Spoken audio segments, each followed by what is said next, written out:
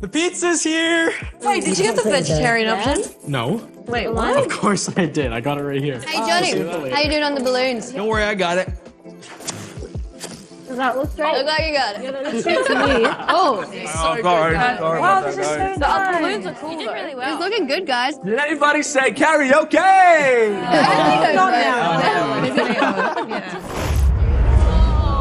This is insane.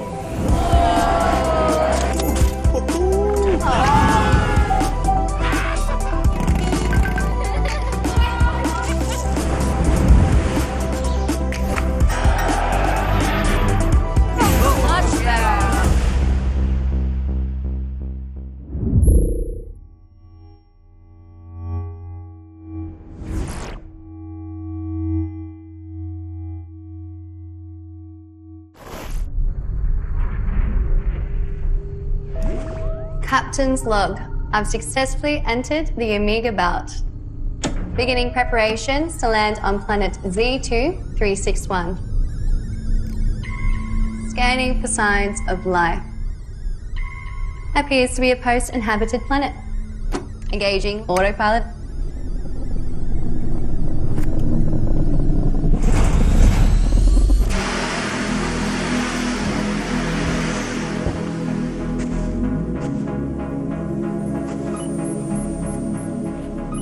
Maria!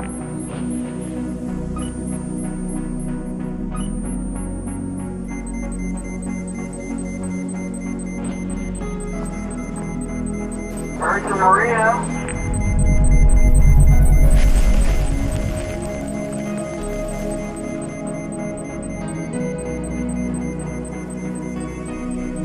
Virgin Maria! Are you with us? Wait, sorry, what? What's your answer? What superpower would you want? Superpower. If you could have any superpower, what would it be? Oh, wow. No idea, because I'm quite perfect. I already have all the superpowers that I want. Super speed. Jumping really high. I have to go with like the ability to fly. Blow up to like 3 times the size of myself and just like have super strength. To not use the bathroom. Invisibility. Invisibility. To teleport anywhere. To teleport. Teleport.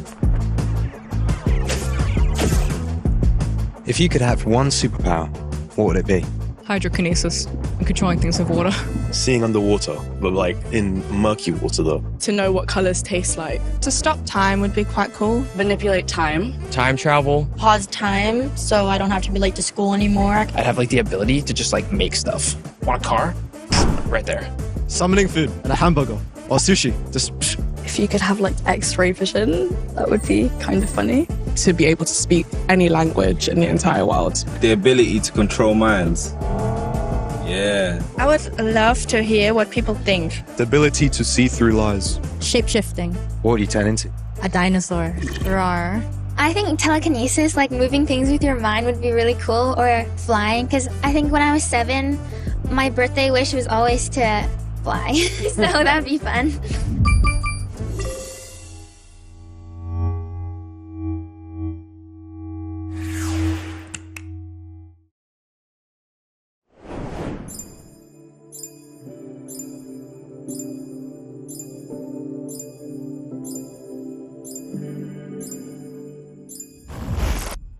Growing up, I wanted the power to be invisible. And maybe one day I'll get that power. I'm still waiting. But in all seriousness, God does give us power. It's not magic or anything like that. I mean, the Bible's full of examples of this. Ephesians 3:20 says, God can do far more than we can ask or imagine. He does all this by his power that's working in us and through us. So how does God work in us? Well, he does this through the Holy Spirit. When Jesus was having his last meal with the disciples before his death, he said to them, "The Father will send the friend in my name to help you."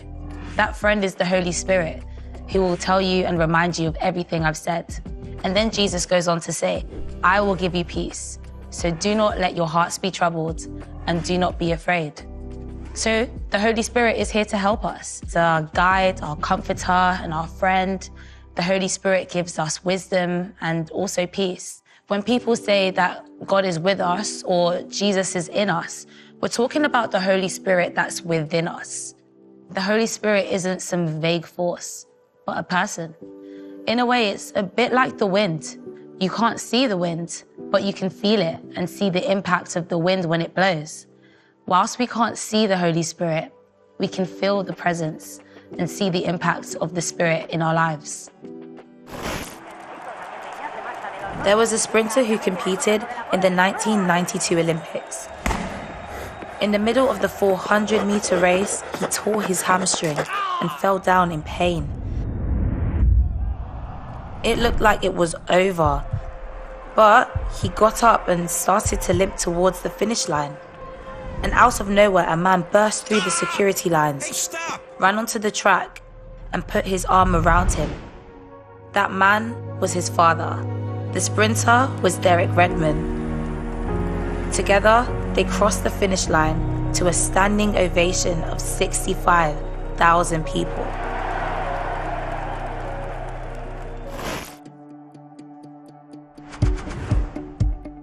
Who do you turn to for help? Nobody. Google if it's maybe something more embarrassing, I guess. My therapist. Probably my dog. My girlfriend. I feel like it should be God. Turn to God a lot. I'm very self-contained in that sense. I don't turn to anyone for help. Try and be self-sufficient, but that doesn't always work. I normally turn to myself or some of my mates. Yeah, I would also say my best friend. I turn to my parents quite a bit. My brother. Sometimes my sister, when she's not being annoying. My dad, I have a good relationship with him. Who do I turn to? Probably my mom. My mom's like my hero, you know. Even though like she'd be getting mad at me sometimes, telling me to go to my room, I still love her. She's still always there for me. At the end of the day, when it's really bad, God. Can I say Jesus? You can say Jesus. Because there is Jesus and like the Holy Spirit, you know what I'm saying? God will never leave you to face a challenge alone. He is with you through the Holy Spirit. And you can depend on the Holy Spirit in your weakest moments and in your hardest times. The Holy Spirit also brings creativity into your work, studies, and passions, not only in music, art, and design, but in all aspects of life. And the Holy Spirit is not a new idea. The Holy Spirit has been present since the very beginning.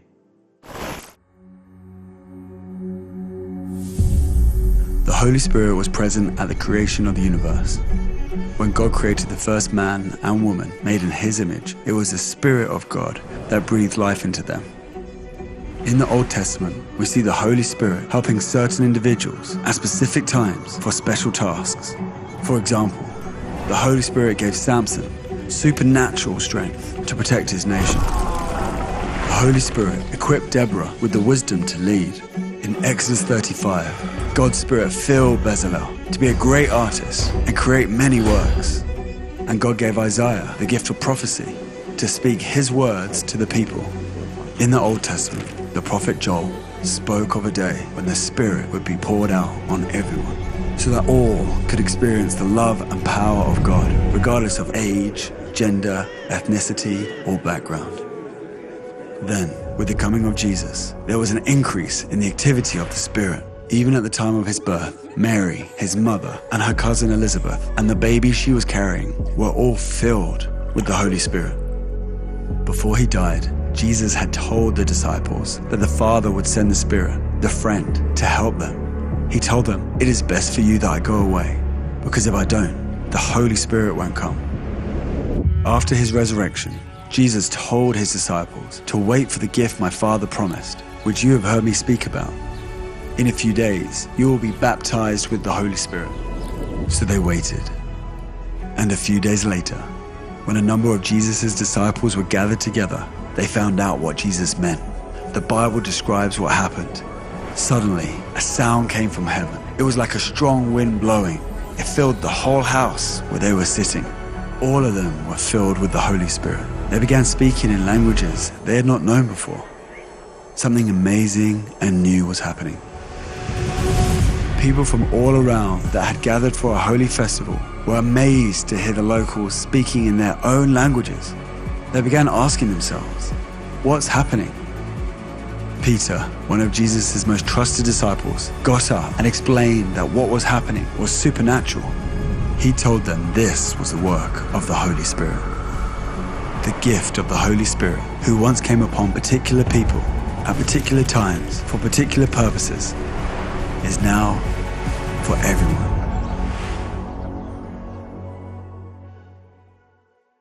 The Holy Spirit lives in our hearts and helps us and empowers us to understand and live out Jesus' teachings and how to pray and talk to God. The gift of the Holy Spirit is available to us all.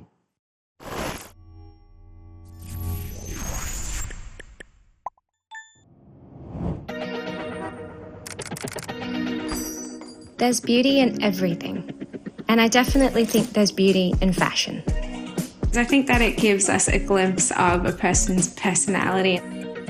There's something incredible about being able to take something simple and standard and create a unique expression. Every now and then you'll find me in something random and bold. But I have not always been a confident person. Growing up, I spent so much time under a dark cloud. When I was 8 years old, my dad took my mom's life and then took his own. The one person who's supposed to protect me chose to actively leave. I became very insecure, very timid, very shy, and just afraid to be noticed. I blamed myself. You'll never amount to anything. Who could love you? Who could value you? And I think a really big one is that you're worthless and just simply not enough. One day, one of the girls in my class invited me to come with her to church. When I stepped in, there was something different about that room. I saw kids with their hands raised in worship. They were joyful, they were having fun, and they were at peace. The first thing I felt, it was security and safety. It was this giant hug that I had been lacking for so many years. After that day, I experienced that same feeling over and over again. But then at one point it clicked that this is what that is. This is who that is. This is the Holy Spirit. After meeting the Holy Spirit, my confidence changed. I began to realize that God really sees me as his daughter. He sees me as valuable. He sees me as precious. And he sees me as enough.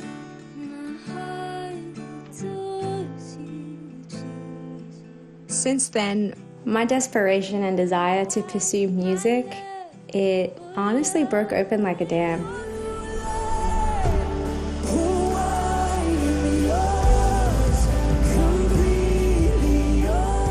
Through songwriting and worship specifically, the Lord continues to build my confidence, not in myself, but in him.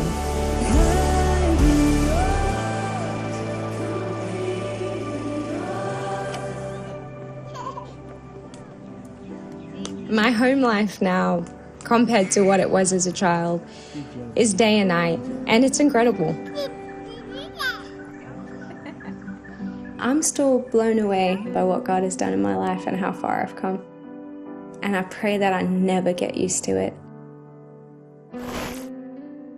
If we accept Jesus into our hearts, the Holy Spirit transforms us. The Spirit does this by filling our hearts with love, joy, and peace. The Holy Spirit gives us the desire, power, and strength to break free from our destructive habits and negative emotions, like fear, insecurities, addictions, guilt, and our shame. The Holy Spirit helps us when we're depressed or in despair by filling our hearts with hope and freedom. Sometimes we can break free in certain areas, and in others, it may take a little longer for us to work through some things until we're fully free.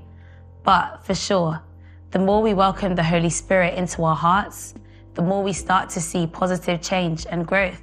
In the book of Galatians, in the New Testament, it says that the Holy Spirit produces this kind of fruit: love, joy, peace, patience, kindness, goodness, faithfulness, gentleness, and self-control. These are the character traits of God that the Spirit builds in us. It's like the more you spend time with someone, the more you start to look like them. You might notice this with family members that look alike, but More weirdly, have you ever noticed that pets start to look like their owners? Kind of like me and my cat Violet. But ultimately, we want to look more and more like Jesus. And the more we spend time with Jesus, the more these characteristics start to show up in us. Out of all of these attributes, love, joy, peace, patience, kindness, goodness, faithfulness, gentleness, and self-control, what do you think the world needs more of? Love. Love. Love. Gentleness. Gentleness. Maybe kindness. Kindness. Oh, well, kindness and patience. Patience. Why do you think that? Because a lot of people get like really rude fast. Of these 9 things, what do you think the world needs more of? Probably self-control. I feel like too many people now just say what they think, and it can be hurtful, because in the Bible it says, speak truth in love. I think you can always use more love. I think all of these probably stem from love, but in terms of like a tangible thing the world needs right now, probably peace. I think peace, because with peace, there's less judgment for others. Love conquers all. Love. Because there's so much hatred and like self-deprecation. Joy, just because you never know how much it can brighten up someone's day. 3 things will last forever: faith, hope, and love. But the greatest of these is love. Can you imagine a world full of love and kindness? Ooh, I would love that to happen. That would be nice. That would. Yeah, because when I think about ways to show kindness and encourage others, I think about St. Paul's words in the New Testament. He says, the Holy Spirit is given to each and every one of us in a special way. That is for the good of all. So, in other words, the Holy Spirit works through us, empowering us to love and serve others. Now, through what the Bible calls spiritual gifts. They're not like the gifts that we receive on our birthday that we don't really love and throw to the back of the cupboard, because that is where Isaac's went. But they're the ones that we really want and are meant to benefit us and those around us. Yeah, like wisdom. For me, wisdom is this knowledge from God, which helps me get direction for my life. And I know for me, it can also help others when they're feeling lost. Or even the gift of faith, which is an extraordinary trust that God will come through even when things aren't clear. He can also give us the gift and power to heal through prayer in Jesus' name. And there's prophecy and words of knowledge or insight, which can provide comfort and clarity and even encouragement to you and others. Like I've heard it once said that it's like a radio, because God's always speaking, but you just need to tune in and listen to what he's saying. Get it? Tune in, listen. Yeah, you like that? Yeah. And then there's the gift of tongues, which is a language that we've been given to express our love to God. And it goes beyond the limits of human language. And when there are situations where we just don't know what to pray, the gift can help us then. Yeah, in Romans 12 it says, if your gift is serving, then serve. If it is encouraging others, then encourage them. If it is giving to others, then give freely. There are many gifts and they're given to different people, but it all comes from God. Wait, actually, hear me out, guys. It's almost like the human body, right? Okay. Right, there's many parts that have like unique roles and purposes, and they all work together. And it's just like these spiritual gifts we're talking about. Each gift shows a different part of God's living character. John, you'd be the bicep, if you're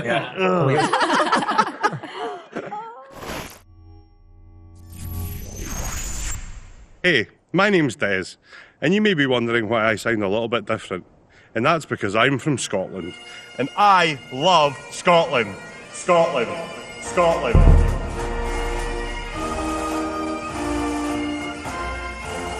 Whoa, whoa, whoa, whoa, lads. That may be a wee bit too much. That's much better. That's a bit more real.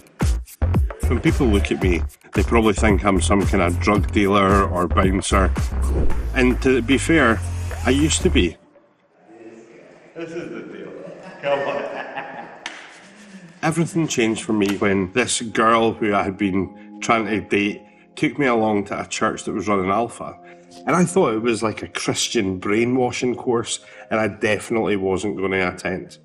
However, they did sticky toffee pudding, which is like a really awesome sweet dessert in Scotland.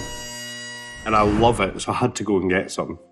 One of those nights, I had a really powerful encounter with the Holy Spirit, and that set my life in a trajectory that I would just never have believed.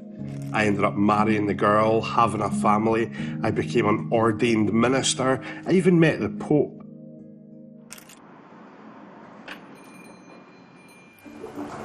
There was one time I was in a grocery store and we were buying our groceries. We hadn't been married very long and we didn't have very much money. And I really felt like God was saying that I was supposed to pay for the woman behind me. And that seemed weird because she looked as though she could pay for my groceries.